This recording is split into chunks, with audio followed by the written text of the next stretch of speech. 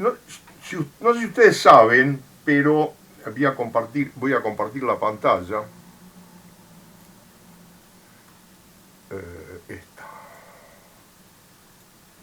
Supongo que todos están viendo, ¿no? El dibujo que tengo acá en la pantalla. Se está viendo, Mario. Sí. Bueno, Se ve. fíjense que esto fue uno de los primeros altoparlantes que se fabricó, que es un altoparlante de hierro móvil. Tenía un imán permanente en forma de herradura, que era lo que se usaba en ese entonces, un sistema acá de hierro móvil que se movía, acá había una bobina fija, que hacía mover un hierro que estaba acá adentro, que a su vez movía un cono. Esto lo hago para que vean que el altoparlante que usamos hoy en día no cambió mucho. Es más, el primer altoparlante tal como los que usamos hoy,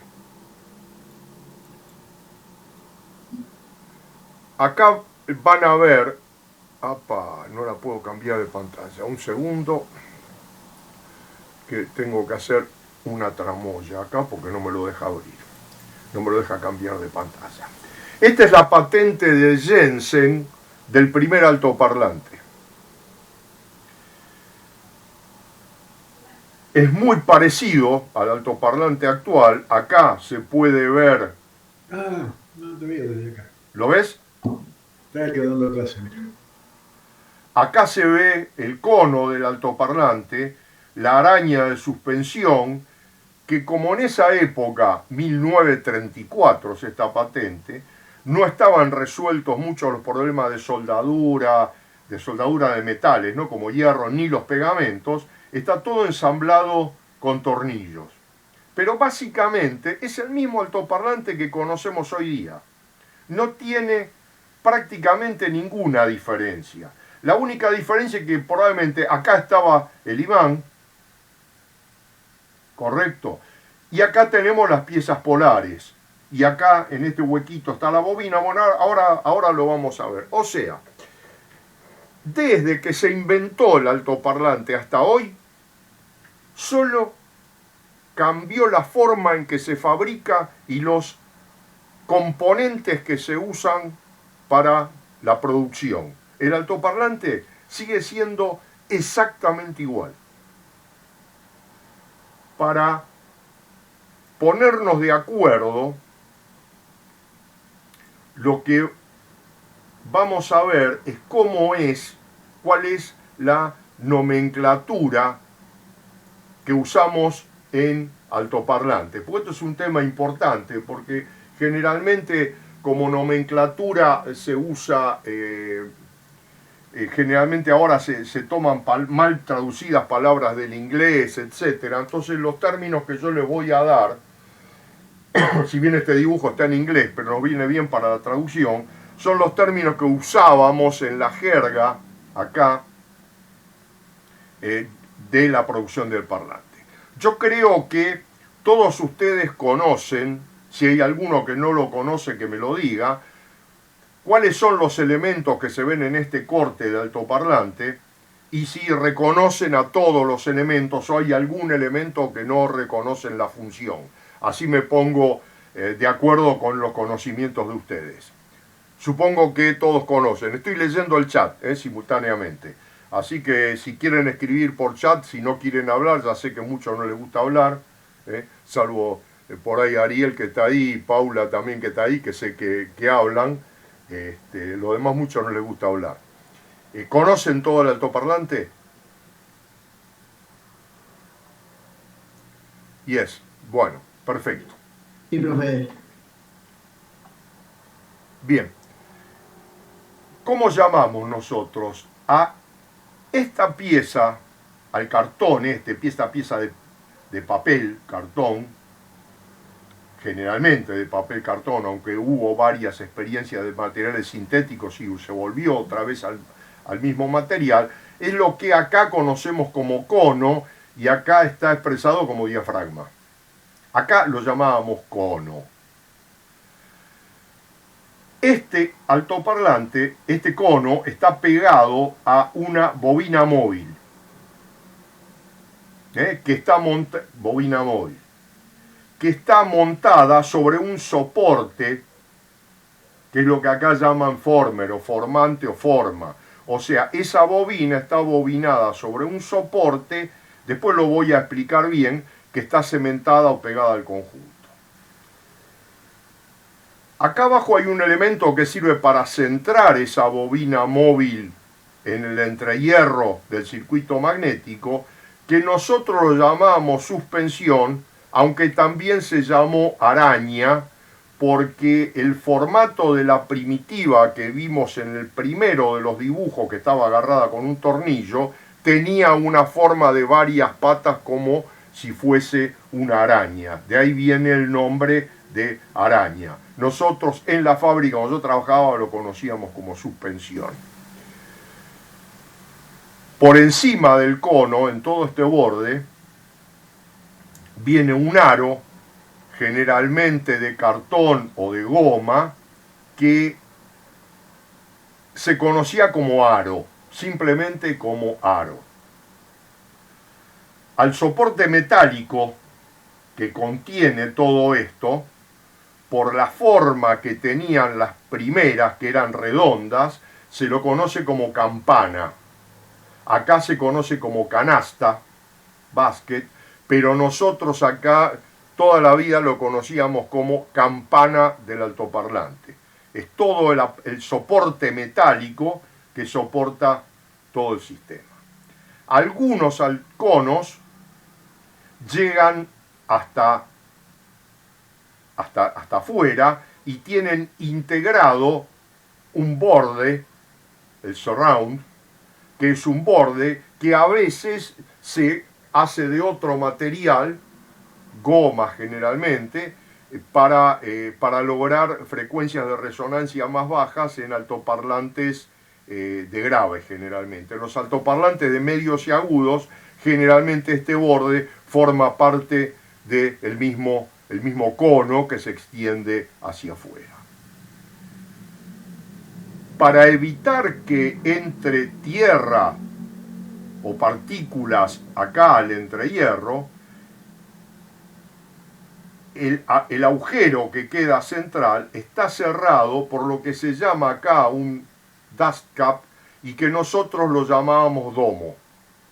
O sea, acá hay un domo, o tiene una forma de domo, generalmente, a veces es plano, pero la mayor parte de las veces tiene forma de domo por un problema de rigidez, que en algunos casos sirve como radiador de agudos y en otros casos sirve exclusivamente para evitar que pase tierra hacia abajo y adicionalmente para evitar fugas de aire, adicionalmente. Acá abajo tenemos el circuito magnético, que puede ser de distintos tipos, y bueno, y de la bobina móvil hacia el exterior hay dos colillas, los wireless, acá, que sacan la conexión de la bobina móvil hacia el exterior y un par de terminales que pueden ser de distintas formas. Creo que nombré todas las partes del altoparlante, que son las mismas que tenía el primer altoparlante de todos los que mostré, el segundo de todos los que mostré, la patente de Jensen, tenía todas estas partes, de forma ligeramente distinta, pero todas estas partes. El problema es, o la diferencia que hubo históricamente, es la forma como se ensamblaba esto. ¿Hay preguntas? No, Elio. Ok, gracias, Paula. Acá tenemos un dibujo mejor, en el sentido que lo vamos a poder explicar mejor, porque este es un corte dibujado que no es exactamente correcto en cuanto a sus proporciones y dimensión, pero que me va a servir para poder explicar muchas cosas.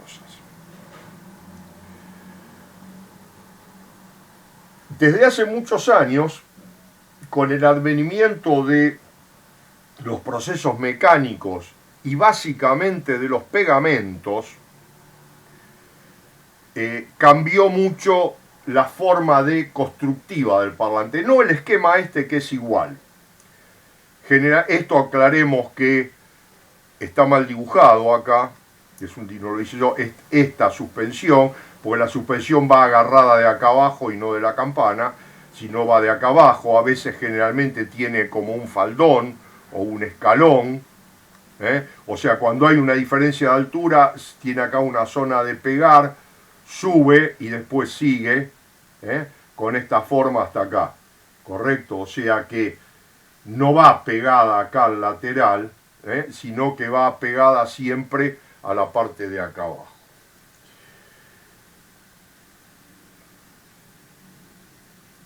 Todas estas piezas que en el diseño original, en el primero y segundo que vimos, estaban tomadas con tornillos, ahora, por un problema de velocidad, están cementadas. Vamos despacito a ver y voy a tratar de no olvidarme de nada, pero quizá de algo me olvido. Este cono acá tiene un pequeño encastre para que pueda encastrar la forma de la bobina móvil, que es esta azul, sobre la cual previamente se bobinó una bobina de cobre o de aluminio. ¿Cuál es el problema de todo esto? El problema que trae aparejado todo esto es el siguiente. Este material de acá es papel.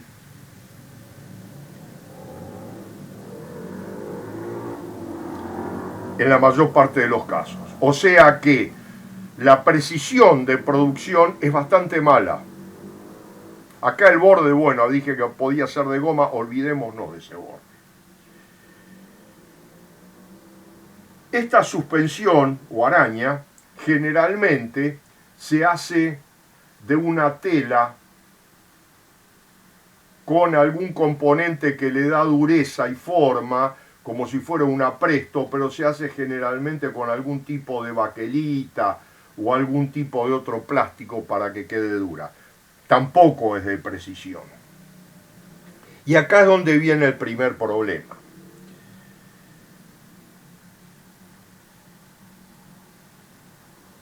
Esto que está acá, que es de simetría circular, es lo que se conoce como el entrehierro del altoparlante.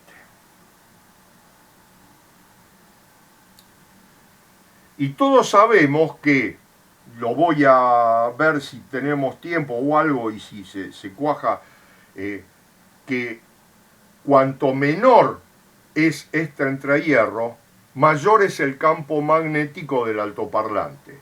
Y todos sabemos que el rendimiento de un altoparlante es proporcional al campo magnético que hay acá multiplicado por la longitud del alambre de cobre que está inmerso en ese campo.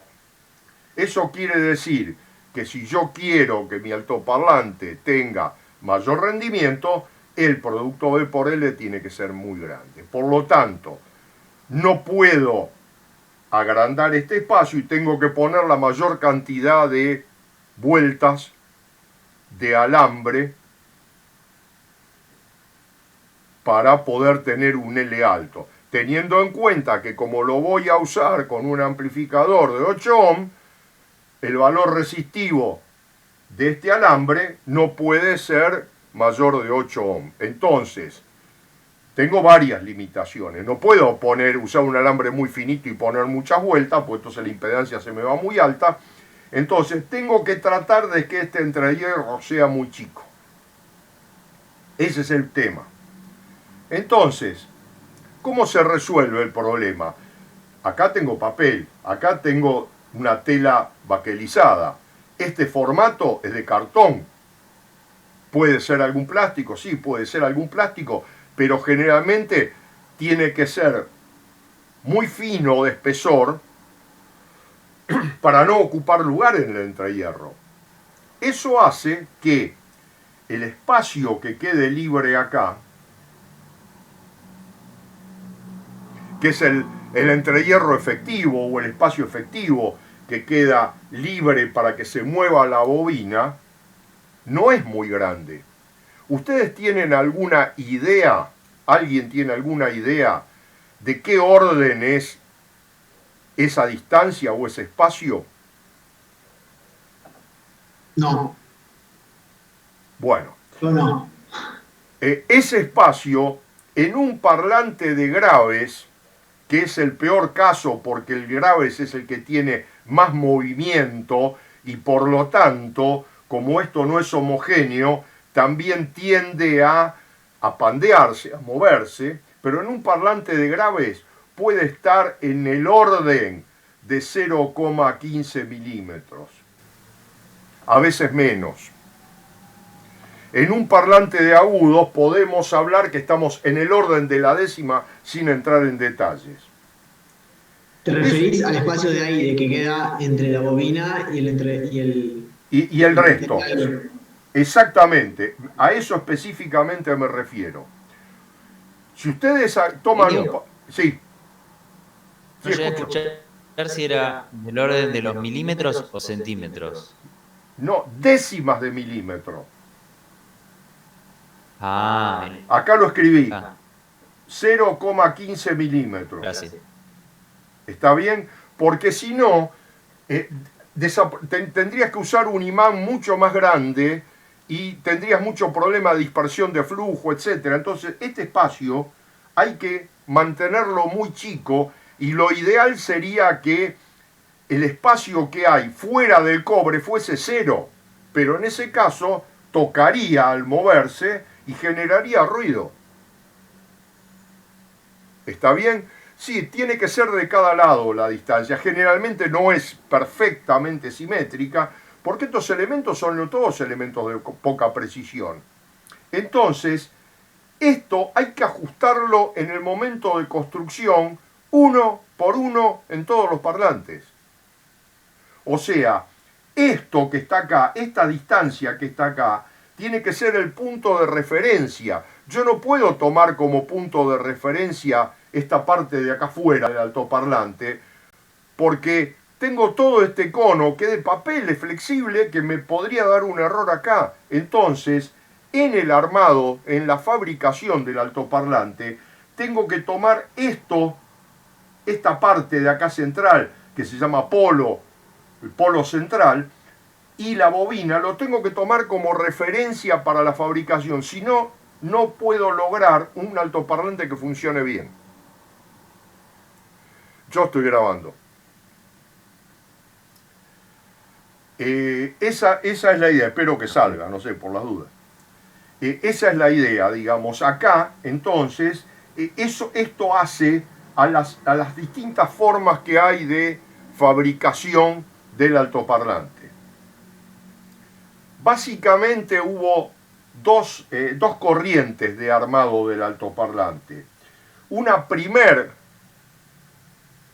forma de armado, que es una forma más artesanal, que se usa para armar, se debería usar para armar poca cantidad, se puede usar para armar un altoparlante si ustedes lo tienen que reparar y tienen que hacer uno solo, es la siguiente la forma de armado, que es la que usábamos en la fábrica para armar el altoparlante. Lo primero que se hace es fijar la bobina, que ya está hecha, o sea, esta forma, que generalmente no sobresale prácticamente nada hacia abajo, hacia arriba sí, porque hay que compensar la diferencia de altura, pero hacia abajo no, porque agrega masa inútil, o sea que no debe sobresalir hacia abajo, eso estaría mal en el dibujo, pero bueno, ya lo dije. Entonces lo primero que se hace es ubicar la bobina, solo la bobina en su lugar. ¿Y cómo? Se le coloca en este espacio una película de espesor, de forma tal de que con el agregado de ese espesor la bobina calce a presión. Generalmente, por ejemplo, se puede usar lo que sería hoy día un pedazo de una placa de radiografía.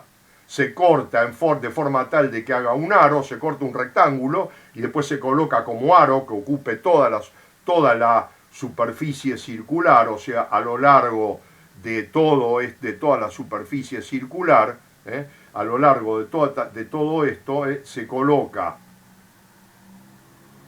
una película larga, lo suficientemente larga, y después se traba la bobina en su lugar, regulando esta altura. Porque si se me va parte del cobre afuera, estoy perdiendo B por L, porque tengo una longitud que tiene menos flujo. Entonces, es muy importante que la bobina esté centrada. Aparte, ¿para qué es importante que la bobina esté centrada? Si el altoparlante excursiona de forma tal de que el alambre toma líneas de flujo que están por acá afuera, que son menores, va a haber una distorsión. Si está descentrado, va a haber más distorsión hacia un lado que hacia otro lado, y eso va a generar mucho más armónicas pares. Si bien por su fabricación y por la forma de movimiento genera, sobre todo los de graves, mayor cantidad de armónicas pares, esto haría que genere una distorsión muchísimo más notable, o un recorte más notable inclusive hacia un lado y no hacia otro. Entonces, muy importante en el momento de armar esto es que la bobina esté perfectamente centrada, no solo circularmente, sino también en altura con respecto a la pieza polar esta exterior. Pregunta, Helio. ¿Sí? ¿No serían dos películas de ese tipo de radiografía? ¿Por qué dos? Claro, una para, digamos, el polo central, creo que se llama, y después viene el former con la bobina, y después para No, que no toque ya entendí la pregunta. No, porque originalmente esta pieza, que es toda la parte magnética, con sus piezas polares, ya está ensamblada de anteriormente. Es decir, perdón, lo que yo tengo ensamblado en este caso es esta campana y toda esta pieza magnética. Eso está ensamblado ya, ¿correcto? Y entonces esta distancia ya está ajustada de forma tal de que haya una simetría circular. Ya se armó de esa manera. Probablemente con alguna pieza intermedia para asegurarlo. Obvio, se usa una pieza metálica, no magnética, aluminio o algo así, para asegurar que esta distancia sea desde acá hasta acá. Creo que la están viendo bien lo que yo me refiero. Entonces, solo lo tenés que centrar con respecto a una pieza. ¿Se podría hacer de afuera? Sí, se puede hacer de afuera. Pero si yo la pieza la pongo adentro, como la ubiqué acá, la pieza va a venir así. Y después la voy a poder sacar. Si la pongo de acá adentro, no la puedo sacar nunca más. Ok, se entiende. ¿Está bien? Entonces, solo se centra de ese lado. Yo lo que estoy asegurando es que esto quede en su lugar. ¿Correcto? Entonces ya la bobina la tengo colocada. La tengo posicionada, no colocada. Posicionada. Acto seguido, lo que voy a hacer, voy a colocar, el cono este no está colocado todavía. Acto seguido, voy a colocar esta suspensión. Perdón, ¿te hago una pregunta? Sí. Y todavía no quedó fijada, ¿no? O sea, solo la colocaste al Exacto. con bobina. Está colocada y está quieta porque está trabada por este espesor. Este espesor es lo suficientemente grueso como para que quede en su lugar por fricción. Okay. Y como este espesor es un espesor de un plástico, como te dije yo, una radiografía o una cosa muy lisa, después la voy a poder sacar. ¿Está bien? Si fuese algo muy rugoso, después no lo voy a poder sacar. Entonces, tiene que ser lo suficientemente grueso como para que esto quede firme, pero que después yo lo pueda sacar, que no quede a presión. Ya después vamos a hablar de la magnetización, Martín. Después, más adelante. Todavía, en teoría, no está magnetizado. Puede estar magnetizado, sí, pero no conviene que lo esté. Supongamos que no está, después lo hablamos. Entonces, esto tiene que tener una presión no muy grande, pero tampoco muy baja, porque si la presión fuese muy baja, esto se corre. Y si la presión es muy alta, esto después no se puede sacar. Lo mínimo que hay que colocar son 4 espesores sueltos, opuestos. Había un caso en que colocábamos unos espesores acá adentro que salían por unos agujeritos de acá abajo, pero bueno, eso dejémoslo que es complicado. Bien, entonces tenemos los espesores y tenemos la bobina quieta. Una cosa que hay que tener mucho cuidado es que esta bobina tiene que tener sus salidas, que los alambrecitos salen por acá así, y se pasan por acá. Los alambrecitos se pasan por acá o por acá afuera, se pasan los alambrecitos, ¿correcto? Después se pasan por un agujero en el cono, pero los alambrecitos se pasan por acá. Hay que tener cuidado, ¿no?, de que los agujeros estén del lado que después van a estar los terminales, porque si no, después sonamos. Una vez que está puesto no lo podemos sacar. Esto lo comento porque el primer parlante que yo armé me pasó eso. No me olvido más. Bien, entonces, tenemos la bobina puesta. Colocamos la suspensión previo a adhesivar las superficies. O sea, la suspensión va a ir pegada, probablemente acá a este lugar, y va a ir pegada acá, que tiene también una orejita, a la bobina.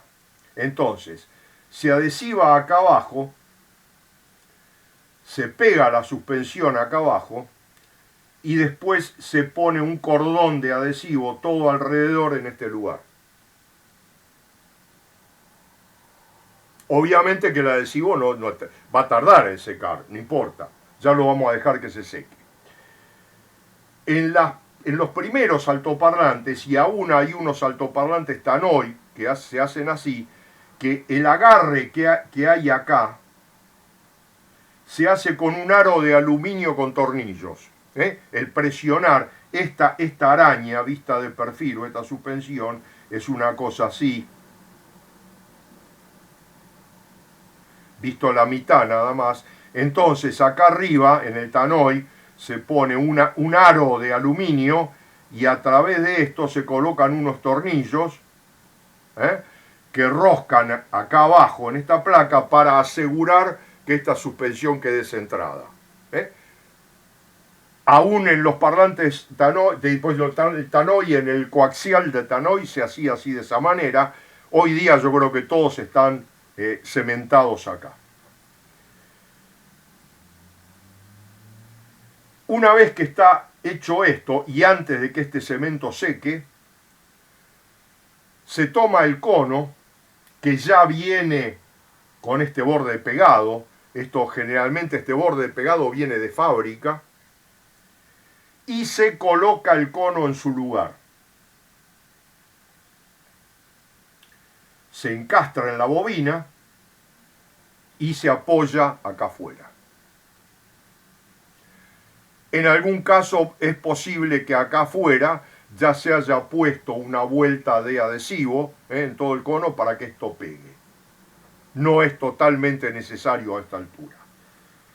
Perdón, Elio, ¿te puedo hacer una pregunta? Sí, señor. Medio que me perdí, no sé. O sea, una vez que tenemos la bobina con los espesores, bueno, ya eso colocado, vamos a la araña o suspensión. Sí, señor. Que eso va pegado al former donde está la bobina. Sí, en algunos casos se pega en el former de la bobina y en otros casos agarra el cono, depende de la altura, pero prácticamente es en la unión del cono con la bobina que se pega. Okay. Entonces, acá depende de un poco de cómo sea, las dos formas son válidas, pero siempre Una vez que pusiste el cono, acá ya no podés poner más adhesivo. Entonces tenés que poner adhesivo primero y después tenés que poner el cono. Ok, pero entonces el former presenta como una solapa donde... No, el former es recto. El que tiene el que puede tener una pequeña solapa es la suspensión, la araña. Hacia abajo o hacia arriba. A veces la tiene, depende de la altura y depende de cómo esté hecha. Generalmente la tienen hacia abajo, tienen una pequeña solapa y entonces se cementa esa zona. El cemento generalmente cuela y pega y pega bien toda la forma. Bueno, entonces en este caso entiendo que la araña... Tiene una solapa así, ponele. Tiene una solapa que Sí. se pega al former. Y ahora, el cono, ¿cómo se adhiere a todo esto? Bueno, el cono, en esta parte de acá, en la parte que va a agarrar con la bobina, el cono, viene el cono y tiene una pequeña solapita hacia abajo, que a veces entra depende cómo lo hagas, entre la araña y la forma esta. O sea, esto entra del lado de afuera de la forma de la bobina. Entonces, como el cemento este todavía no se secó, en el momento que vos encajás el cono, por ahí se pega de ese lado. Después, como lo voy a dibujar un poco más grande esto, si yo tengo acá el cono,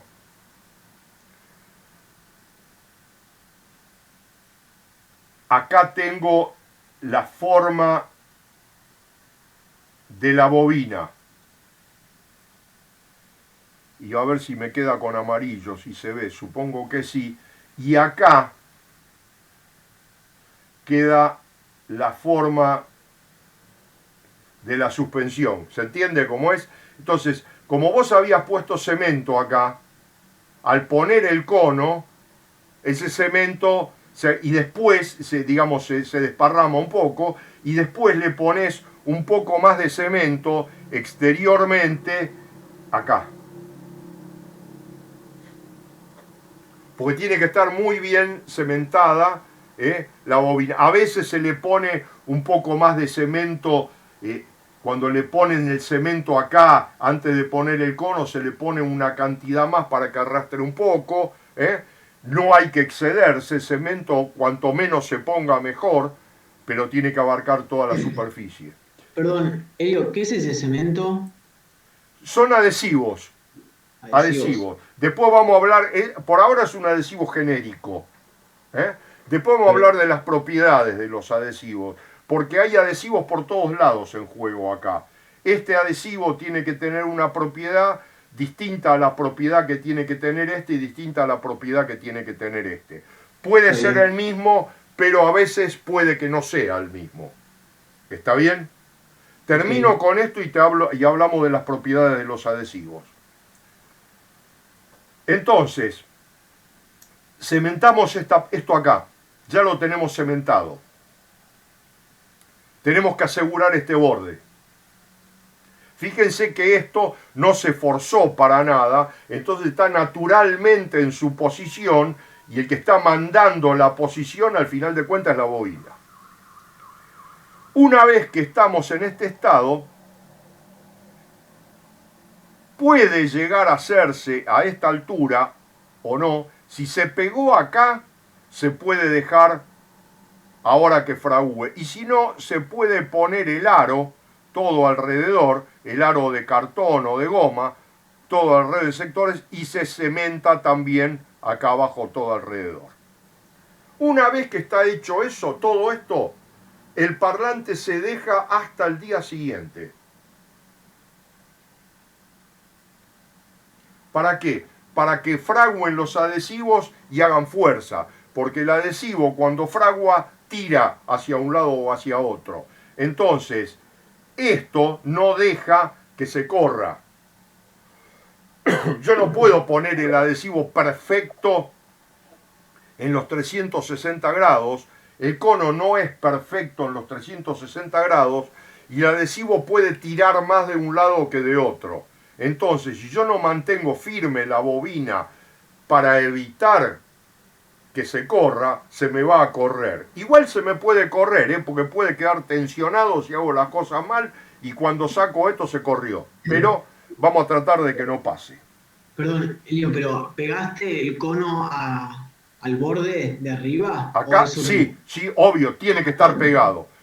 Con el aro o sin el aro, pero esto acá tiene que estar pegado. Y la punta del lado también, me imagino. Esto ya viene pegado, ya estaba pegado de antes. ¿Viene con el cono? Sí, eso tiene que estar ensamblado antes. Generalmente, en la época que yo trabajaba con esto, era parte del cono, ya venía con eso. Porque el pegado de eso requiere de un herramental muy especial que vos no lo vas a tener y es muy difícil de fabricarlo.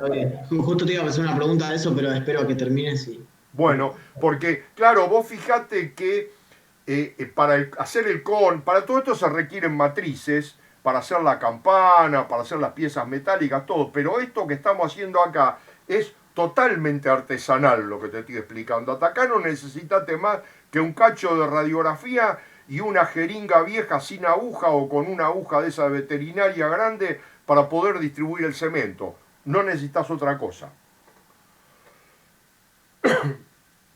Es fundamental que el adhesivo fragüe. Y para eso es fundamental dejarlo 24 horas. Para un prototipo se puede acelerar, sí, pero es muy probable que después el parlante no funcione. Yo me acuerdo, y vaya este comentario, hace muchos años tuve la oportunidad de visitar la fábrica de altoparlantes de Pioneer. Todos conocen que es Pioneer y la cantidad de parlantes que fabrican. Era una planta que en Taiwán que era, no sé, qué sé yo, tenía 2 manzanas la planta de altoparlantes. Y tenían una cadena que daba la vuelta por todo el techo de la fábrica, donde iban colgados los altoparlantes en secado y tardaba un día en pegar, desde que entraban hasta que salían.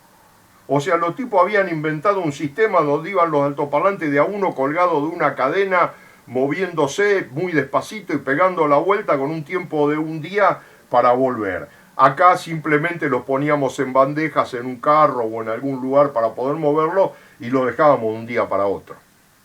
Que se seque. ¿Está bien? Hay otro método, que lo voy a ver después, que es un método más industrial. Pero esta parte, bueno, es así de esta forma. Cuando llegamos al día siguiente, el parlante se toma de nuevo. Lo primero que se hace es soldar en 2 remachitos de cobre, de latón, que se ponen en el cono del altoparlante, se hace pasar estas colillas del alambre con que se hizo la bobina y del otro lado se sueldan unas colillas muy flexibles. Pongámosle que venga acá, se suelda una colilla muy flexible que va al terminal que está acá afuera. Y se hace la soldadura de ambas en un elemento que generalmente es un ojalillo muy livianito en el cono. Lo que estamos haciendo, estamos llevando la bobina móvil al exterior. En el caso de un tweeter, un parlante de medios, se puede usar el mismo alambre para ir hasta afuera.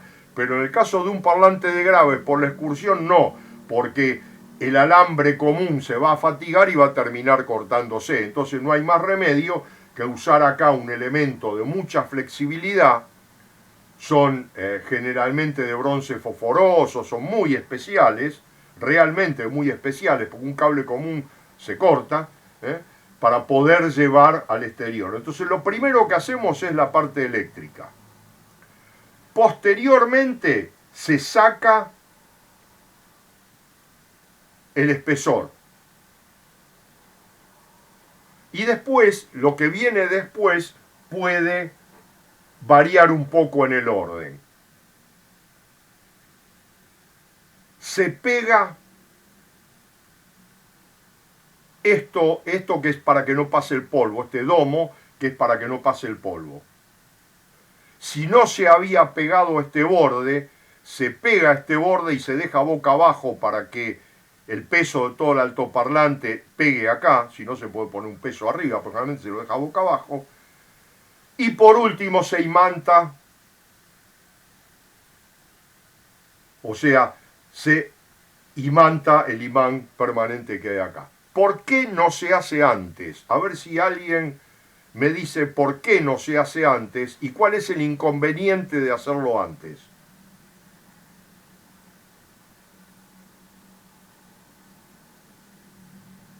¿Nadie tiene idea? No veo chat ni nada. No. No, lo que me dice Martín no es así. Dice que te puede mover la bobina. No. Ustedes supongo que alguna vez habrán trabajado con algún parlante de graves. Porque si a esta altura de la carrera nunca abrieron un gabinete y nunca trabajaron con un parlante de grave, no me lo digan porque no lo voy a creer. ¿Ustedes trataron de usar un destornillador al lado del altoparlante?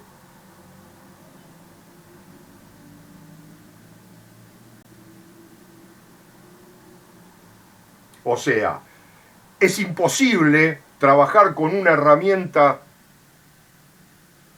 en el altoparlante. Imagínense que, si bien hoy hay elementos no magnéticos, etc., cualquier cosa que yo quiera hacer acá con una herramienta, tengo que usar una herramienta especial de material no magnético. Por otro lado, al estar esto expuesto al aire, cualquier partícula de hierro que ande dando vuelta se me mete acá adentro. Y si se mete acá adentro, después va a tocar, porque tengo muy poco espacio acá. Acordémonos que estamos en el orden de 2/10 como mucho. Va a tocar y el parlante va a rozar, va a hacer ruido. Entonces, yo tengo que tratar de que no entren partículas acá. Una vez que está armado, esta suspensión impide que entren del lado de afuera y esto impide que entren del lado de adentro. Por eso lo ideal es imantarlo al final, magnetizarlo al final. ¿Se puede hacer antes? Sí se puede hacer antes, pero es mucho más complicado. Es más engorroso, es más difícil de manejar, porque cualquier cosa que yo tenga dando vuelta en la mesa de trabajo que sea magnético, se me va a pegar acá en el imán. Pregunta, Elio. ¿Sí? A la hora de reparar, entonces es cuando se complica todo, ¿no? Es más complicado, se puede hacer igual, pero una cosa que hay que tener en cuenta es que una vez que sacás lo viejo, tenés que tapar el entrehierro con cinta enseguida para que no se te metan basuras adentro. Porque si se te metió algo no lo sacás nunca más. Y además de eso, porque la cinta tampoco es garantía, porque igual queda agarrado en la cinta y después puede entrar, cualquier cosa que vos hagas cerca que tenga partículas de hierro se te van a meter acá adentro y no la vas a sacar nunca más. Salvo que sea una limadura grande. Una limadura grande se puede sacar con la parte de atrás de una aguja de coser, con el ojo de una aguja. Te lo comento porque la saqué. Pero en un altoparlante muy caro que se había metido y bueno, después de un trabajo de unas cuantas, no sé si horas, se pudo sacar y con elementos como para poder mirar bien adentro. Pero si se metió un hierro acá adentro, un material magnético, olvídate de sacarlo. Aparte hay otro tema que lo voy a ver después, que es cómo se ensambla esto y cómo funciona un imán. El imán hay que magnetizarlo después que esté toda la parte magnética ensamblada. No se puede magnetizar antes y después ensamblar. No sirve, no funciona. No funciona. Habría un equivalente que sería el siguiente. Si yo tengo una pila, recargable, de litio, por ejemplo, yo cargo el litio y después armo la pila. ¿En qué cabeza cabe? No, primero se arma y después se carga. Acá pasa lo mismo. Es decir, si yo no puedo magnetizarlo primero y armarlo después, porque además ya vamos a ver, el flujo que hay sería 20 o 30 o 50 veces menor, no sé, estoy tirando cualquier cifra, pero muchísimo menor que el flujo que puedo lograr con el mismo imán si lo magnetizo después.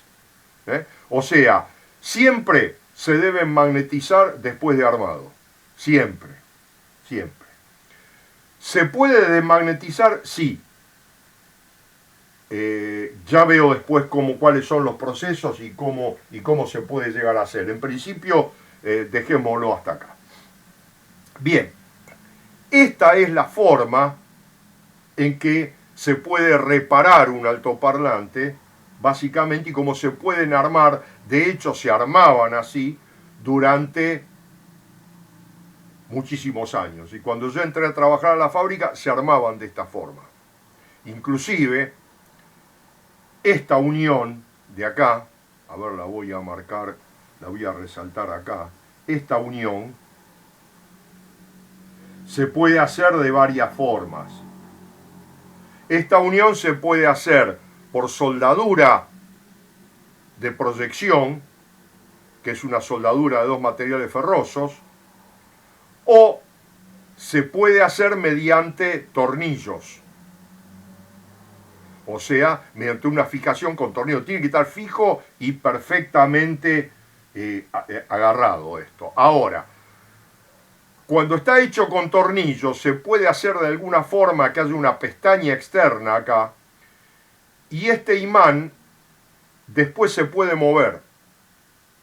No es lo mejor, pero en una época se hacían los parlantes de esa forma y con mucho cuidado y con mucha mano se podían llegar a centrar altoparlantes que estaban descentrados. Pero ese es otro tema, digamos. Actualmente, esto se suelda.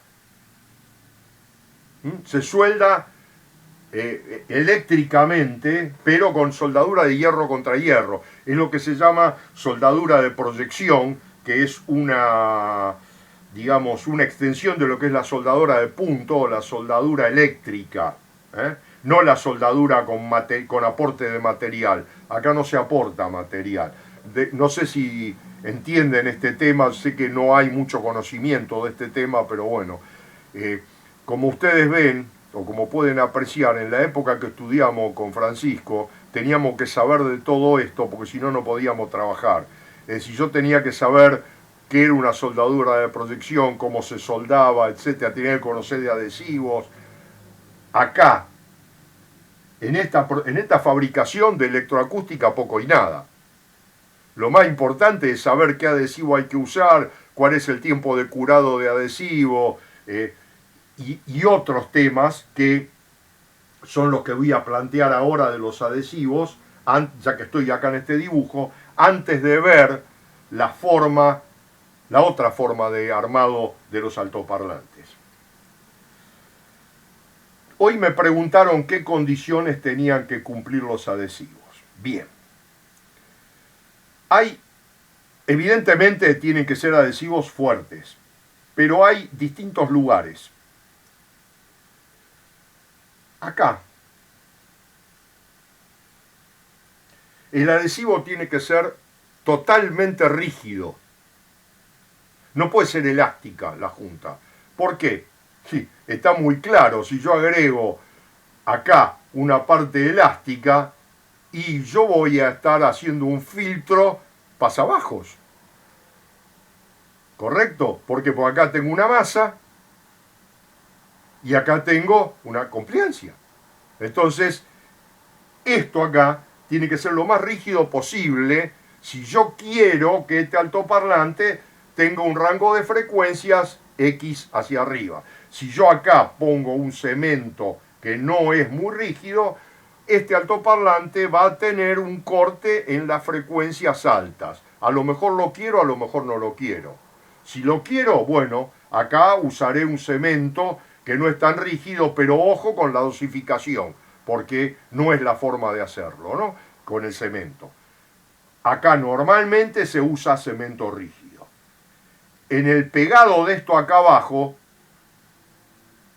no hace falta cemento rígido, porque esto ya es una compliancia, ¿correcto? Entonces, si acá le agrego un poco más y voy a cambiar, pero no voy a cambiar mucho. Lo mismo que el cemento que uso acá en esta parte. Hay otro punto que no marqué acá y que no hablé hasta ahora, a propósito no hablé, que es cómo se hace la bobina del altoparlante. La bobina del altoparlante se toma una forma cilíndrica, generalmente no es cilíndrica, generalmente vista en perspectiva es algo así, que tiene una pequeña abertura acá, o sea, se hace con un papel doblándolo por sobre un molde, y encima de esto se hace la bobina. Esta bobina tiene que estar pegada, y el cemento que pega la bobina a la forma también tiene que ser rígido. No puede ser un cemento blando, dice cemento muy rígido, porque es importantísimo que el vínculo mecánico entre la bobina y la forma sea rígido.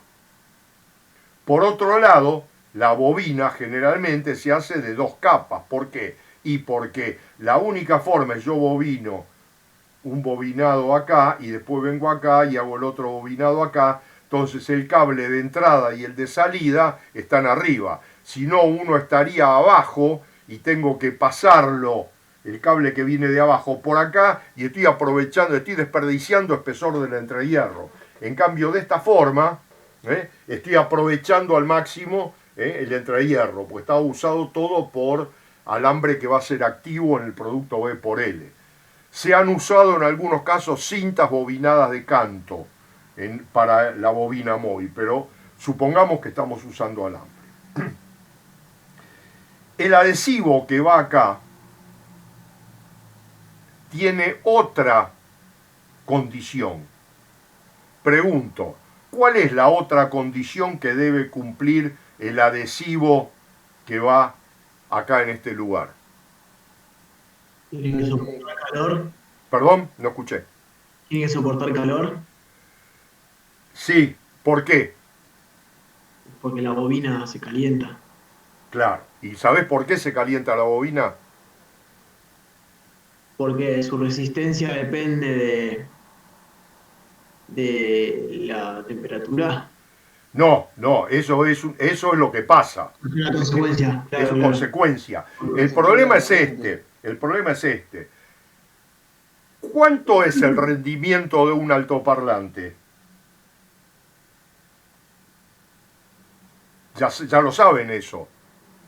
¿Cuánto puede estar el rendimiento de un altoparlante de grave con 10%. toda la furia? ¿El 10? Claro. Por Sí, decir algo. Casi toda la energía se disipa como calor.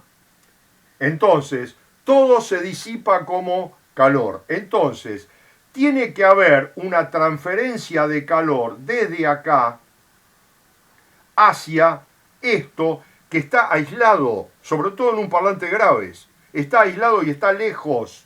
Entonces, la convección que se produce de acá hacia acá hay una resistencia térmica importante, entonces hay un delta T importante y que ese delta T va a ser temperatura exterior, o mejor dicho, temperatura que puede soportar el adhesivo menos la temperatura a la cual va a estar las piezas metálicas de ese altoparlante. Y ese delta T, tomando en cuenta la resistencia térmica que hay acá, me va a dar la potencia. O sea que, depende de cómo esté hecho el altoparlante, va a ser la temperatura a la cual va a llegar la bobina móvil para una determinada potencia. y eso va a hacer que el adhesivo se queme y deje y el alambre se suelte. Entonces, una condición muy importante es la temperatura que soporte el adhesivo. Entonces, para esto hay que usar un adhesivo rígido y con una temperatura alta. Un inconveniente que hay es que los adhesivos que soportan mucha temperatura tardan mucho tiempo en fraguar. Entonces la bobina tiene que quedar dentro de un molde durante mucho tiempo para fraguar. Entonces se trata de usar adhesivos que fraguen más rápido. Inclusive para los parlantes baratos, chicos, se llegan a usar adhesivos termoplásticos de muy baja temperatura, 90 grados o 100 grados, que se funden dándole corriente, una corriente al bobinado para que caliente, se funde y después enseguida se enfría y la bobina ya queda hecha. En parlantes chicos de poca potencia. En parlantes grandes, acá hay que usar adhesivos importantes. O sea, el ingeniero que va a hacer un parlante tiene que saber muchísimo de adhesivos, muchísimo. Porque es el nudo o el talón de Aquiles del altoparlante es el adhesivo. Otra cosa que pasa en el parlante, que voy a aprovechar este dibujo antes de entrar a explicar la otra forma de armado y a explicar la parte magnética, no sé ni cómo voy en la hora. Mira. Me fui bastante, pero bueno, pues sigo, ¿no? Bueno, bien. Bueno, el otro tema que hay, y que es muy importante en los altoparlantes, es el material del cual se hace este domo. ¿Saben por qué? ¿Y cuál es el problema que me puede generar este domo?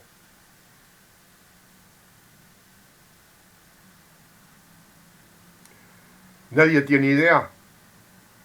Evidentemente esto se ve cuando uno fabrica los altoparlantes. A lo mejor uno lo nota en un altoparlante cuando lo está escuchando. El problema este del que voy a contarle del domo. Eso puede agregarle masa, deformar el cono. No, algo mucho peor. Este volumen, contando este volumen de acá, es un volumen cerrado. Y es un volumen muy chico. Por lo tanto, es una compliancia adicional. O sea, este volumen me está subiendo la frecuencia de resonancia del altoparlante. Entonces, muchas veces, este domo se hace de un material que sea, digamos, permeable al aire, muy permeable al aire. Es una tela muy finita, como si fuera, hoy día hablemos como si fuera un barbijo, más o menos, ya que está de moda. O sea, que deje pasar el aire y que no me provoque una compresión. Por eso ustedes van a ver que muchas veces en parlantes de graves, esto es de un material muy blandito, muy finito. Cuando se quiere que esto funcione en agudos, que se pone pegado generalmente acá a la bobina, entonces normalmente lo que se hace es se hace un agujero acá para que el aire salga hacia afuera.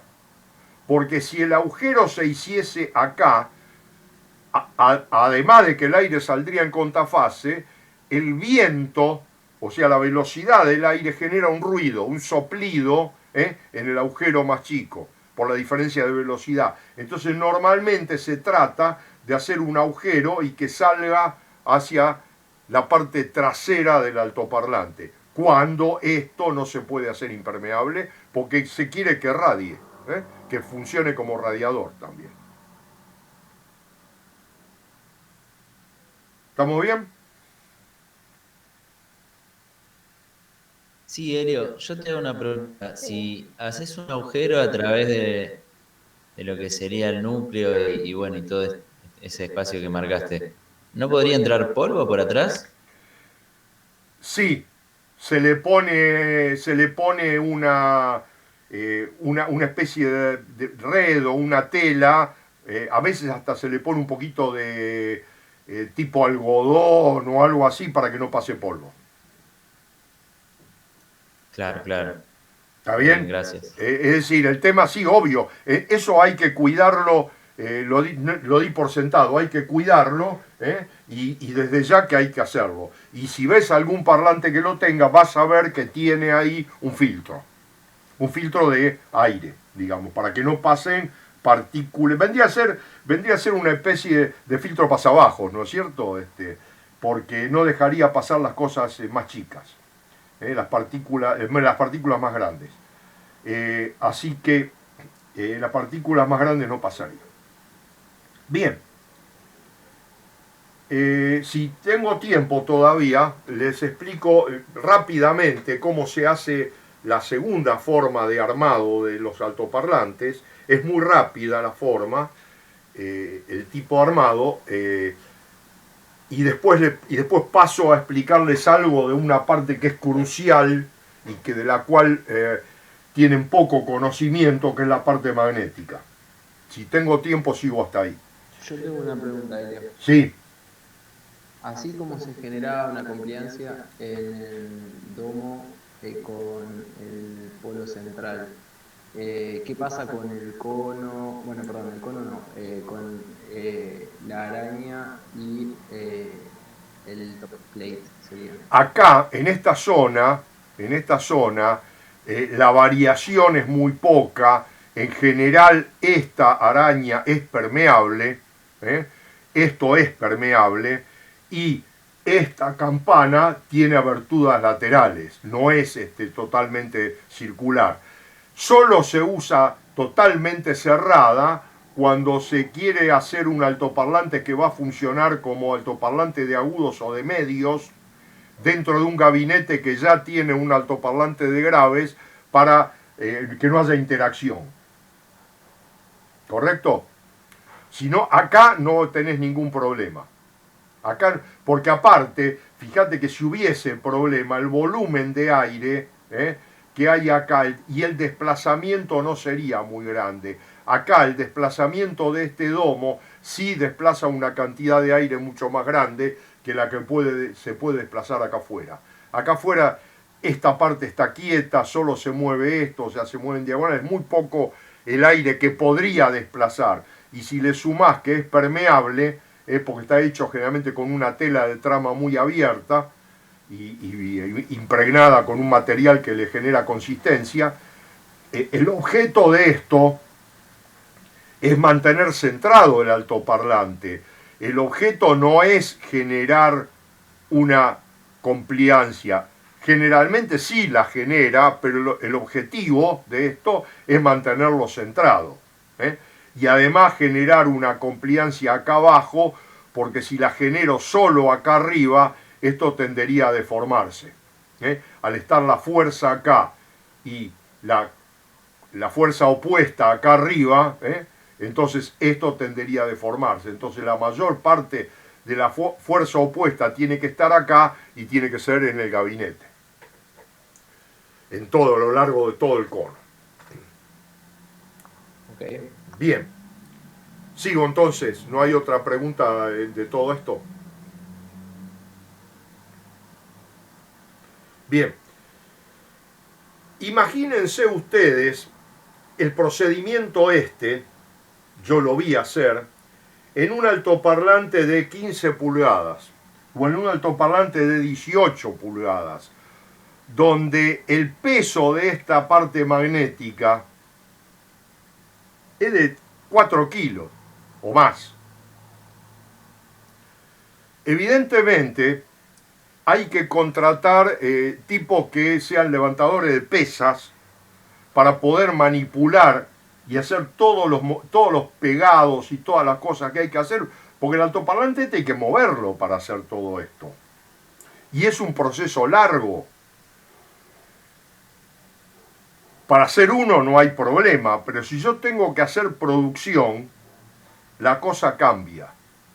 Entonces, básicamente lo que se hace es mediante un dispositivo externo, más o menos lo voy a dibujar, el dispositivo externo, no lo dibujé previamente, no tengo ningún dibujo de este dispositivo, entonces lo voy a dibujar acá. Yo dibujo el corte. Yo tengo una placa de metal, generalmente de aluminio, una placa muy gruesa, con una columna terminada arriba, puede ser toda del mismo espesor, por una pieza que tiene esta forma.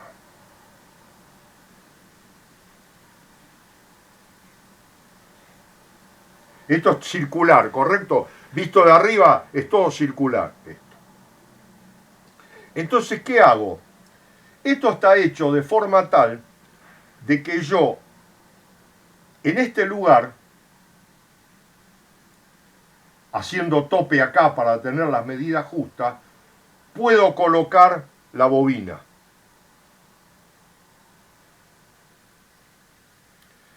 Después de colocar la bobina en este lugar,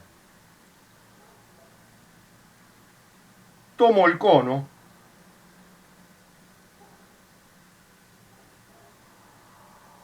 y lo trabo acá pegado en la bobina. Y digamos, esto que está acá, aunque no me haya quedado muy bien, pero yo creo que se entiende, me asegura que esto está todo perfectamente perpendicular.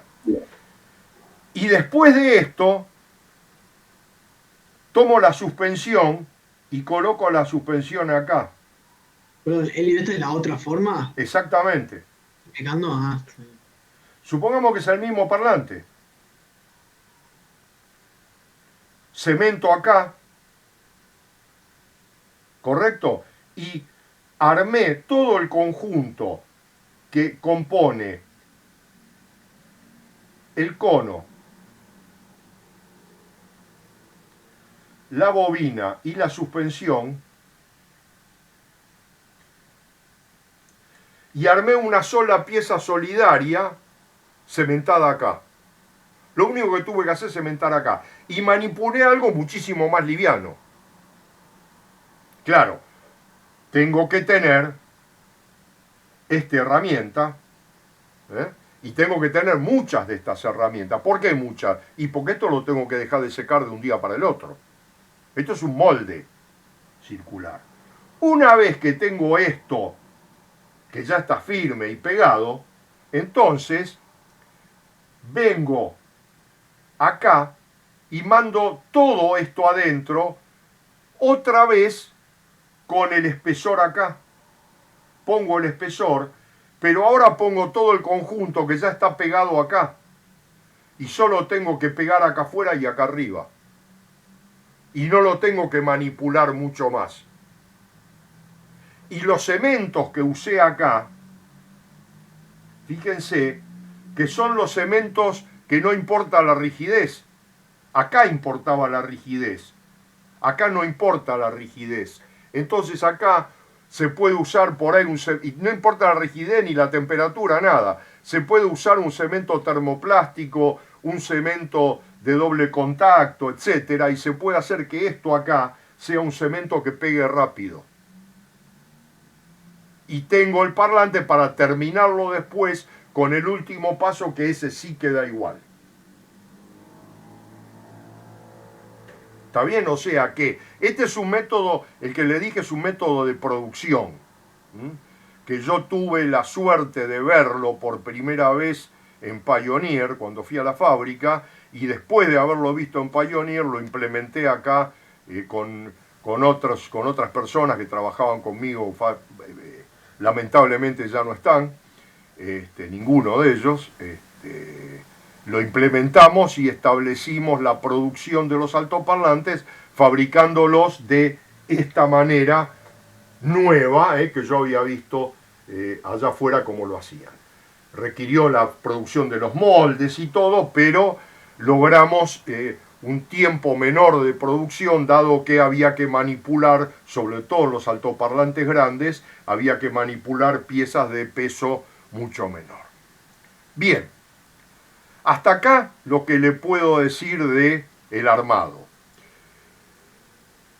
Me queda explicarles algo de la parte magnética y algunos tips de la parte magnética del altoparlante, que son cosas que he detectado que no conocen bien en la universidad. Entonces, me gustaría hasta acá saber si hay alguna pregunta adicional que ustedes tengan de esto o algo que se pueda extender sobre este tema. Yo tengo una pregunta, Elio, más sobre curiosidad sobre la fábrica. Decime. Quería preguntarte, o sea, ¿qué parte del parlante realmente fabrica la fábrica o simplemente la fábrica de parlantes? Obviamente, me imagino que hay diferencias entre las fábricas, pero simplemente reciben todas las partes y hacen el ensamble, o hay una fábrica que produzca todas las partes del parlante. Mira, eso depende del programa de negocios de cada una.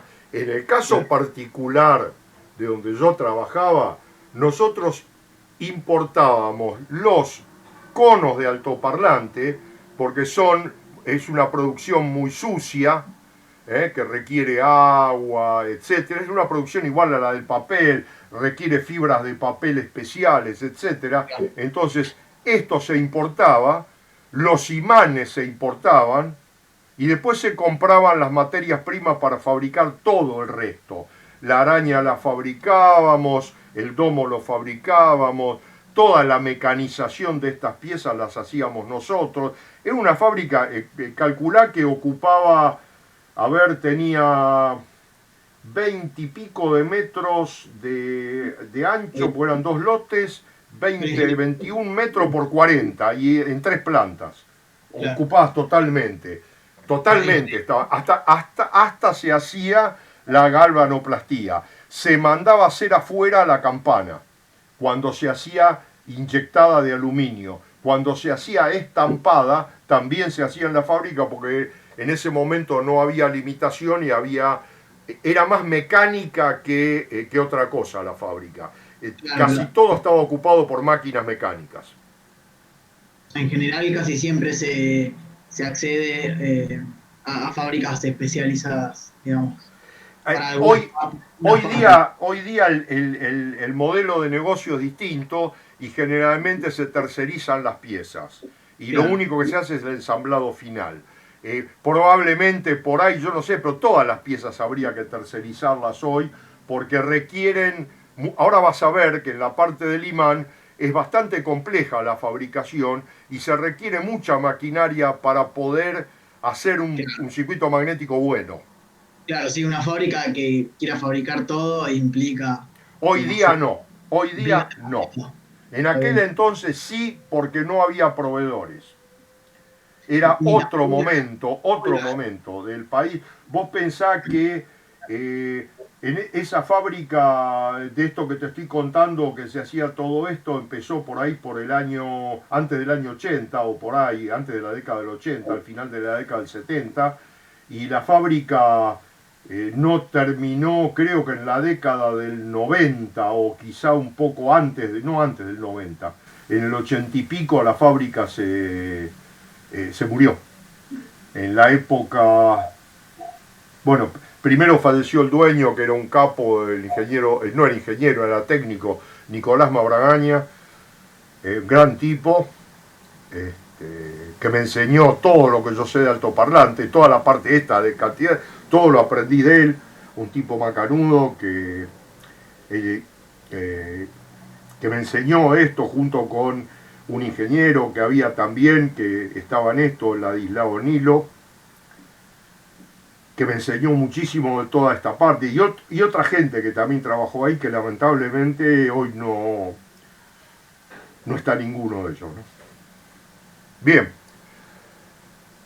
no sé si que hoy día se plantearía todo distinto, si hubiese que plantearlo. Sí. Comentario, che. Me trajiste un recuerdo de Mabragaña. La gente no sabe, no sé si vos te acordás, que cuando en la Facultad de Ingeniería hacían falta parlantes, rigurosamente Mabragaña los regalaba. ¿Te acordás de eso? Sí, sí, sí, era un gran tipo. Sí, yo trabajé muchos años y me enseñó muchísimo y me dejaba hacer, no había secretos para mí en la fábrica. Por No, eso pude porque, aprender lo que aprendí. escuchame, lo del Caero del Colón, los parlantes los regaló Mabragaña. Y sí, sí, sí, sí, Me estaba sí. acordando ahora. Bueno, no un comentario nada más porque me trajiste un recuerdo muy lindo Sí, de Mabragaña. No sí, me lo había dibujado ya. bien, está bien. Leo, Y sí, yo entré a trabajar ahí gracias al ingeniero Malvares, que fue profesor nuestro, de Francisco y mío. En ese momento yo era ayudante con él de electroacústica y necesitaba una persona para la fábrica y yo entré a trabajar con él en la fábrica, no habiendo terminado la universidad y dejé la ayudantía, dejé todo en ese momento porque me absorbió totalmente la fábrica, ¿no? Un ingeniero electrónico, como en ese entonces en esta fábrica, de repente tenía que salir a arreglar un torno automatizado porque no había quien lo entendiera, ¿eh? O de repente había que trabajar con un parlante, había que hacer de todo. Bueno, creo que puedo entrar a explicar algunas cosas del circuito magnético, creo. Me dirán. Bien, al no haber respuesta supongo que sí. Bueno, hoy día tenemos muchísimas herramientas para estudiar y para medir,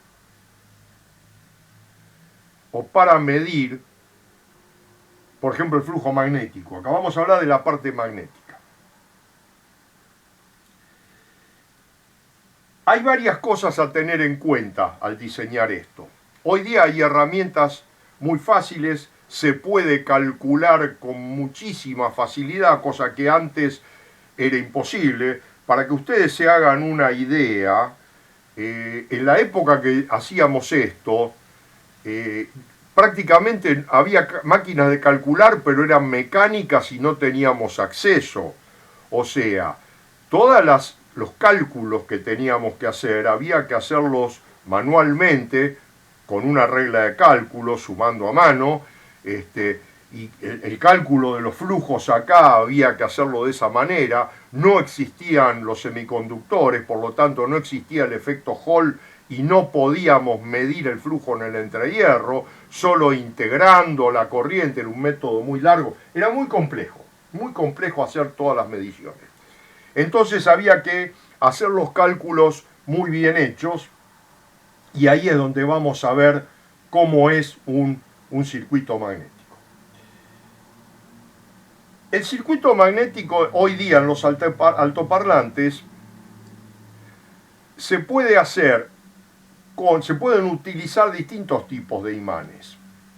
Se pueden usar imanes, hoy día imanes cerámicos, que es el modelo que estábamos viendo recién, o se pueden usar de otros materiales, como puede ser, todavía se usa el alnico 5, o se usan los de tierras raras, como samario cobalto o neodimio, etc. Todos estos imanes tienen características distintas y por lo tanto no se puede directamente reemplazar un imán por el otro. Hay que diseñar todo el circuito magnético de otra manera. Todos estos imanes y los imanes que se usan en los parlantes son imanes anisotrópicos. Obvio, existen los imanes isotrópicos, pero yo estoy casi seguro que no tienen la menor idea de qué estoy hablando. Un imán anisotrópico es un imán donde en el momento de fabricar el imán, cuando se está fundiendo el imán, se orientan los dominios magnéticos en una dirección mediante un campo magnético. exacto, Ariel, es eso. O sea, se hace que la característica magnética en una dirección sea distinta en la otra, o sea que, bueno, bien, perfecto, si lo explicó Francisco, ya está, y ya sabemos lo que es un anisotrópico. Entonces, todos los imanes que se usan son anisotrópicos. Entonces, la propiedad magnética es en una sola dirección, básicamente. Entonces, yo no puedo hacer todo el circuito magnético, es decir, hacerlo todo, por ejemplo, como se hacía antes, en una sola pieza. O sea que esto, imán, yo hago esto en una sola pieza, correcto, hago esto así, digamos, exagerando. Entonces yo acá tengo un imán y todo es material magnético, esto. Estoy exagerando y lo estoy haciendo doblado. O sea que acá hay un entrehierro, perdón, vamos a dibujarlo. Entonces, todo esto es una sola pieza y lo fabrico con el entrehierro. No puedo. Entonces, ¿qué tengo que hacer? Y lo que tengo que hacer es hacer una parte imán y después tengo que agregar algún material de muy baja reluctancia para hacer converger las líneas de campo magnético al lugar de mi interés, que es el entrehierro, o sea, esta parte de acá. Entonces, lo que se hace es usar lo que se llaman polos magnéticos o piezas polares, que se hacen de un material de hierro de baja reluctancia, y usar el imán anisotrópico en una sola pieza. Bien. Resulta que los imanes tienen todos curvas, tienen características de desmagnetización distintas, que supongo que eso ya deben saber qué es. Entonces ustedes saben que un imán va a tener un flujo magnético que me va a derivar en un campo magnético de acuerdo al área,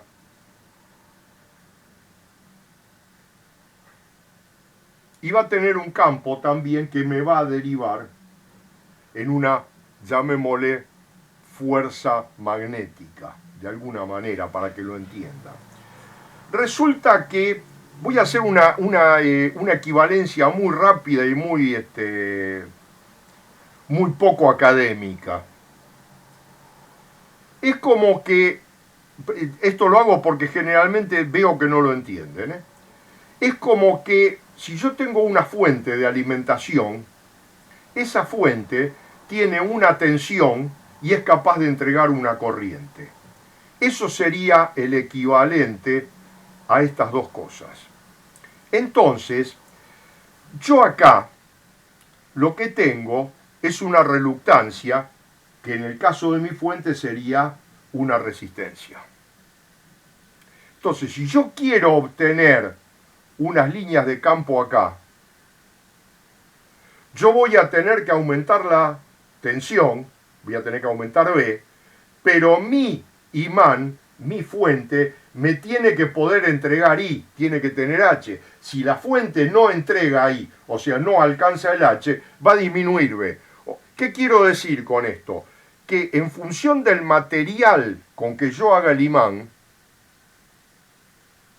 y en función de la relación que tiene el entrehierro, distancia a área, yo tengo que elegir la relación de área a altura de mi imán. O sea, no puedo elegir cualquier altura y cualquier área. No, tienen que estar relacionadas. Entonces, pasa que, de acuerdo a la característica de cada imán, eso varía muchísimo.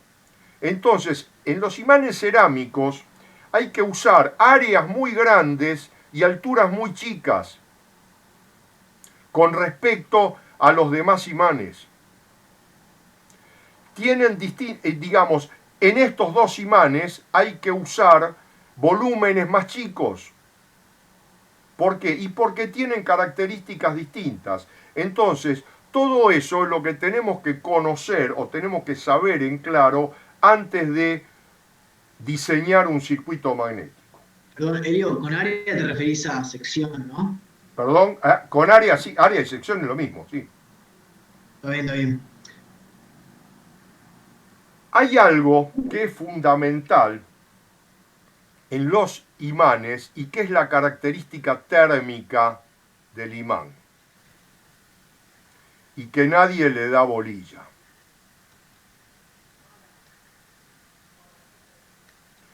Resulta que la característica térmica que tiene el cerámico es opuesta al que tienen todos los demás. Entonces lo que pasa es lo siguiente. Todos sabemos lo que es una curva de histéresis. Yo tengo el imán desmagnetizado, lo saturo y después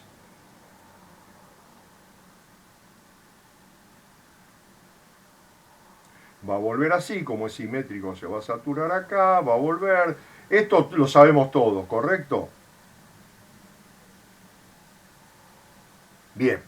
Sí. ¿Dónde va a quedar esto? Bueno, si yo tomo la reluctancia del entrehierro y obviamente la tengo que hacer un cambio con respecto al área del imán y al área del entrehierro y a la longitud del imán y a la longitud del entrehierro, pero yo puedo trazar acá, que no sé si lo vieron en algún lado, la recta de carga del entrehierro, que me va a dar el punto de trabajo del parlante, que me va a determinar el B y el H del altoparlante. ¿Correcto? Muy bien. Nos interesa nada más que el segundo cuadrante, que es la parte de desmagnetización. Lo voy a dibujar más grande. Cualquiera de los imanes que nosotros vamos a ver, generalmente tienen curvas de desmagnetización que, exagerando, son alineales de esta forma. Este codo que tienen todos los imanes es el punto de máxima energía y es el lugar donde le sacamos el máximo jugo al altoparlante. Entonces es bastante normal que se trate de trabajarlo en este punto, es decir, de hacer el diseño de forma tal de que la recta de carga pase por acá. Ahora, veamos una cosa. Esto está todo bien. Yo le cambio la temperatura a este parlante. Entonces, supongamos que debido al cambio de temperatura, esta curva se traslada hacia abajo. Si esta curva se traslada hacia abajo, se traslada paralelamente, va a trabajar ahora acá.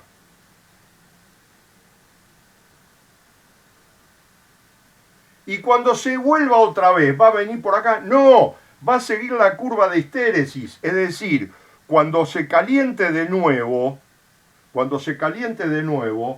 a venir a otro punto de esta curva. O sea, no va a quedar acá. ¿Por qué? Porque va a seguir otra curva de magnetización, porque esta curva no va a volver de la misma forma en que vino hacia acá. No sé si está claro lo que estoy diciendo. O sea, puede ser, si se fue para el otro lado, y ahora tengo esta curva, que a la vuelta siga y vuelva otra vez al mismo punto. Pero si me pasé del codo y entré en la parte alineal, no vuelve. Y eso pasa en el imán cerámico cuando se lo enfría o en los demás imanes cuando se los calienta.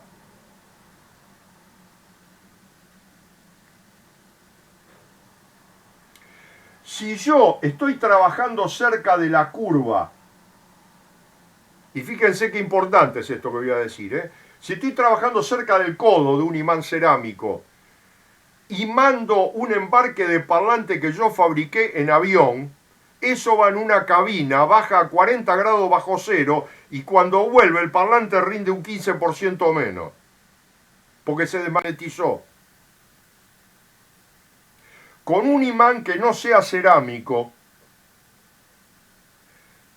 si yo lo diseño cerca de este punto y yo le doy mucha potencia al parlante y hizo una bobina bárbara que se banca a 120 grados, resulta que llegó a los 120 grados, volvió y el parlante no rinde más como rendía antes porque se desmagnetizó. Entonces, al diseñar el parlante hay que tomarse la precaución de ver las distintas curvas de temperatura y no ubicarlo en la zona de mayor rendimiento, sino ubicarlo en una zona por encima del codo, en todos los casos. Porque en un caso pasa cuando se calienta y en otro caso pasa cuando se enfría. Hay que ubicarlo un 10, un 15, un 20, no sé, hay que mirar y leer cómo es el tema térmico y no hay que ubicarlo en la zona de mayor rendimiento. Lo otro que hay que tener en cuenta es cuál es la temperatura de Curie del material. En la temperatura de Curie del material magnético, pierde totalmente la característica magnética. Resulta que si ustedes miran algunos imanes de samario cobalto, están en los 95 grados centígrados. Quiere decir que si yo hago cualquier cosa y lo pongo en un auto, y ese auto se pone al sol, lo más probable es que ese imán que se desmagnetice, y uno no sabe por qué fue. Hay que mirar estos parámetros. ¿Está bien? En el alnico no hay problema y en el cerámico está en 450 grados centígrados, o sea que no va a haber ningún problema con el cerámico. Elio, Sí, entonces lo que explicaste recién quiere decir que el producto, que no va a poder usar el producto B por H máximo, ¿no? no se puede O sea, usar, no, de ninguna manera. Porque si vos te pones en el mundo real y vos decís, mi producto lo tengo que garantizar entre tal y tal temperatura, entonces lo tenés que correr, porque cada vez que acá en el caso del cerámico, cada vez que se enfríe y se vuelva a calentar, va viajando por la curva de estéresis y se va acercando al cero. O sea, vos vas haciendo curva de histéresis, es como si hicieses curva de histéresis cada vez más chica. O sea, si estás en este punto de acá, y ahora, digamos, esto sube así y vuelve así, ¿correcto? Pero ahora, esto, cuando sube, sube así y después vuelve así. Sube así y va haciendo pequeños lacitos de histéresis acá hasta que puede llegar a cero. O sea, en cada ciclo térmico, no es que se desmagnetice una vez y no se desmagnetiza más, no. En cada ciclo térmico se va a desmagnetizar. Por ahí en los últimos ciclos se desmagnetiza menos porque ya se corrió mucho. No lo sé, no lo investigué. Pero es importante esto, que con los ciclos térmicos se puede ir desmagnetizando. Entonces, en ningún caso lo tenés que poner cerca del codo. Jamás. Vos vas a obtener en laboratorio un resultado bueno y por ahí después de, no sé, meses, años, no sé qué, de usar el altoparlante o porque lo pusieron en la terraza y le pegó el sol y el altoparlante no anda más. Con el caso de imanes que no sean cerámicos, ¿no? Si es imán cerámico, el calor no le hace nada. Lo que le hace es el frío, porque los coeficientes térmicos son opuestos. Es como la resistividad, que el carbón tiene un coeficiente térmico y el metal tiene otro. Acá pasa lo mismo con el cerámico, con el coeficiente magnético. Bien. buenísimo. Hay un artículo. Sí, pero sí. Sí, No me decime. quedó claro, entonces, ¿cuál sería el punto óptimo de trabajo? Perdón, que me sale muy entrecortado. A ver, decime de nuevo. No me quedó muy claro entonces ¿cuál sería el punto óptimo de trabajo o el ideal, digamos? Bueno, fíjate, vos lo que tenés que hacer es buscar. Yo tengo varios artículos magnéticos de acá sobre la parte de magnetismo que voy a mirar el más, O sea, no sé si los vieron. Eso es como ver un datasheet y diseñar en función a eso, digamos. Exactamente, hay que tomar una hoja de datos donde vos tengas el punto y vos puedas saber, fíjate vos acá en este es un ejemplo tonto y no tiene mucho que ver, pero acá te están, no sé si Francisco les dio esto en algún momento o no, pero se los puedo pasar después, si no, y Francisco también lo tiene. Es un artículo de TDK sobre cómo se diseña un circuito magnético. Inclusive acá le dice cómo se hace para calcular la recta de carga. Y fíjate. Se los di en un PowerPoint. Bueno, listo. Sí. Entonces está bien.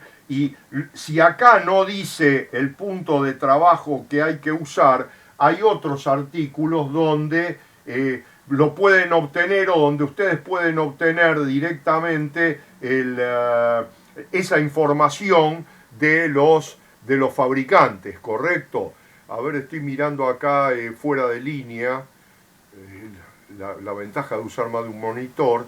Estoy mirando un artículo a ver si lo tengo para traerlo directamente. No, no lo tengo, no. Pero hay bibliografía de sobra de eso en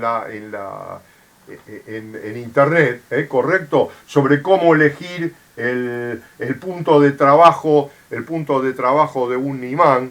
Los artículos pueden ser muy viejos y sirven igual. Lo único que tienen que tener en cuenta, es cómo es el tema de este tema de la temperatura. Por ejemplo, acá una de las cosas que tengo es cómo se van haciendo los lazos de histéresis si yo no lo hago total el lazo de histéresis, ¿correcto? Para ir entendiendo cómo se hace. Me queda un tema nada más fuera de este tema, porque ya veo que este tema está completo, y es cómo se hace o cómo se magnetiza esto. Ya vimos que hay que magnetizarlo armado. ¿Por qué? Y porque si no, cuando yo magnetizo el imán, voy a buscar otra vez una de estas curvas que tenía acá. Perdón. Cuando yo magnetizo, o sea, yo le aplico mediante un campo externo, yo lo tengo acá y llevo el circuito a saturación, y cuando vuelvo,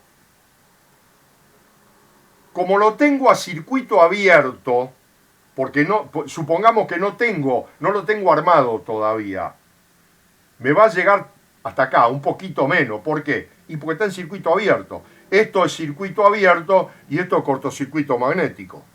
Entonces, si está en cortocircuito magnético, llega acá. Si está en circuito abierto, llega acá.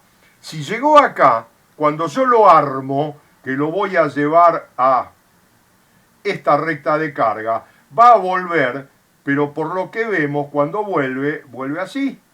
Y me va a quedar acá en lugar de acá, que es lo que yo calculé. Entonces, sí o sí, tengo que magnetizarlo todo armado. Y ahí es donde entra lo que en ingeniería llamamos el dedómetro. Porque es muy difícil estimar cómo se hace para magnetizarlo, o sea, los números necesarios para magnetizarlo. ¿Por qué?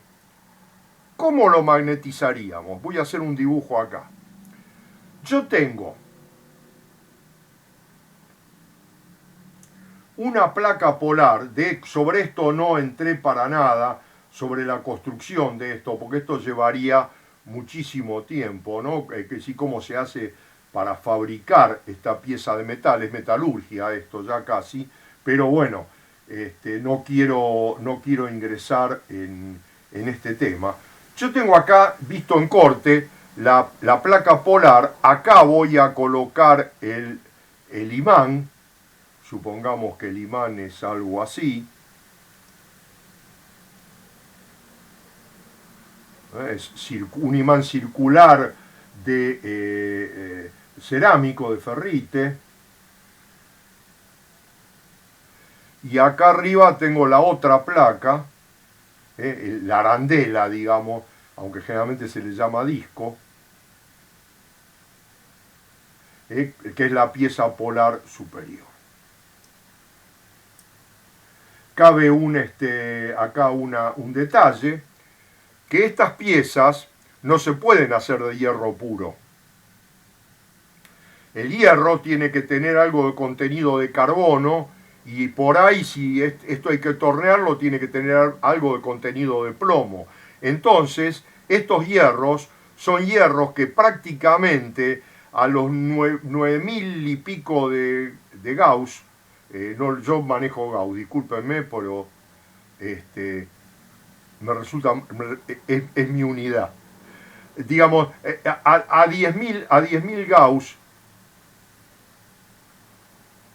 esto se satura. Entonces este hierro no se puede usar a más de 10.000 Gauss. Eso es algo que por ahí sí se puede usar, pero vamos a tener campo disperso acá afuera. Pero esto es un tema. Vuelvo a la magnetización. Yo lo que tengo que lograr es polarizar magnéticamente este imán. Para lo cual tengo que saturarlo, o sea, este imán está en cero. Entonces, si está en cero, yo tengo que llevarlo hasta acá arriba. Tengo que generar una cantidad de amper vuelta suficiente como para llevarlo a este lugar. Ahora resulta que ¿cómo lo hago eso? Y eso lo voy a hacer normalmente con una bobina.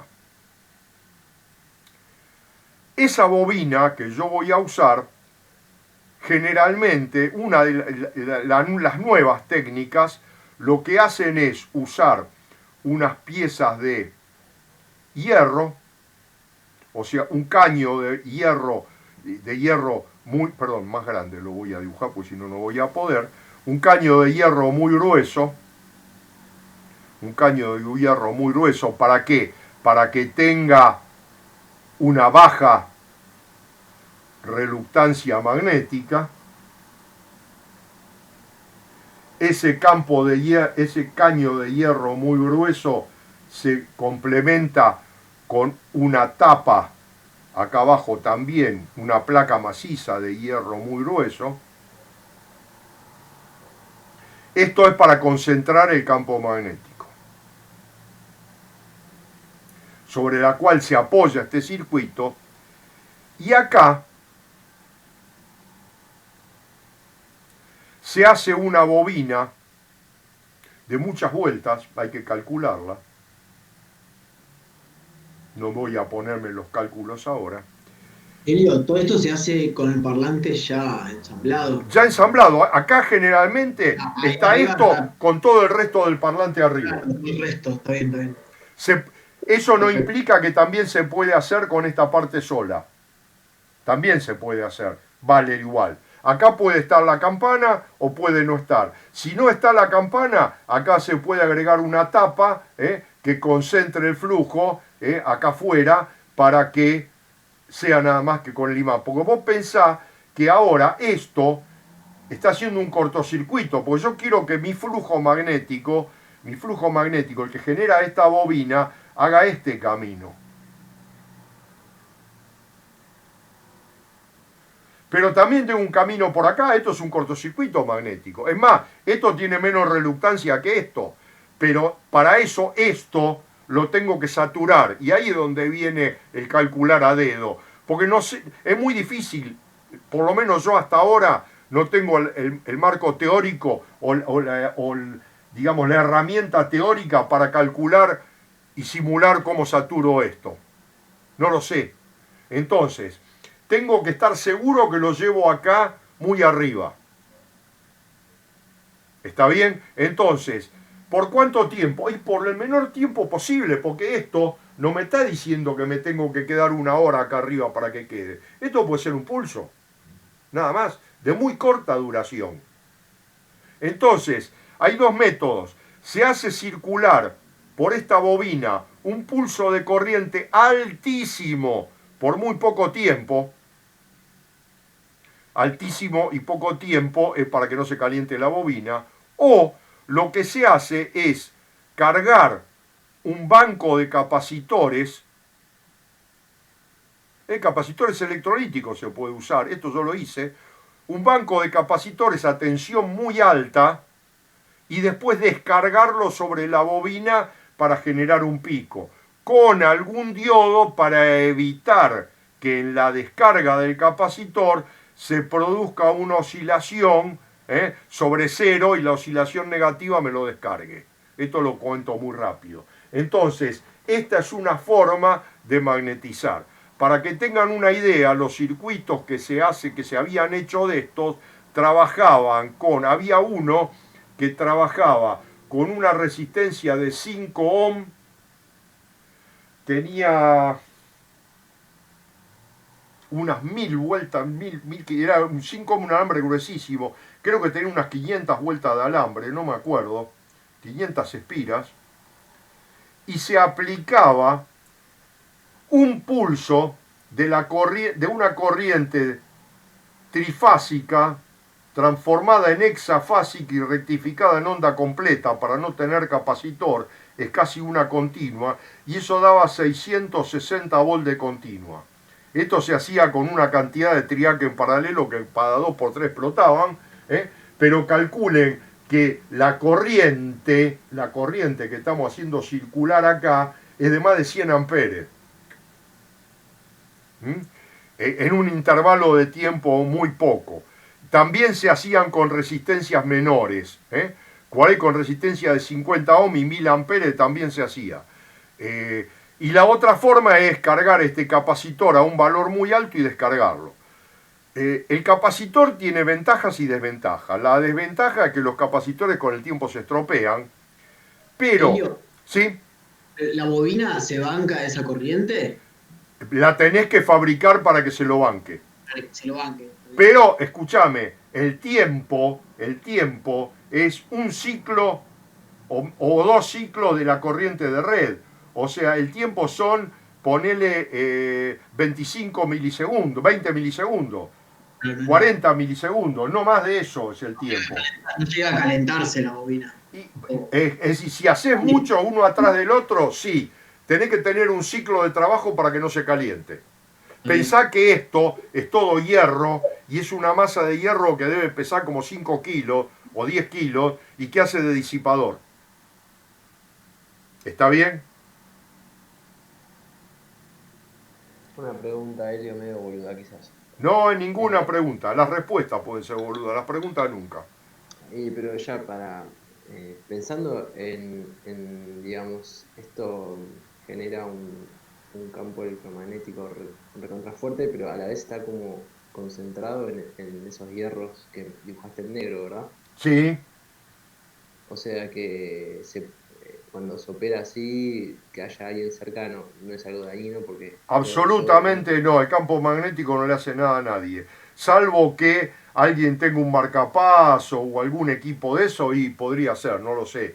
Pero generalmente, en la época que yo estuve, mirá, ya tengo 80 años y estuve al lado de esto, pero no sabés la cantidad de veces que estuve, y los aparatos que fabriqué de esto, y que arreglé, y que probé, y los parlantes que magneticé.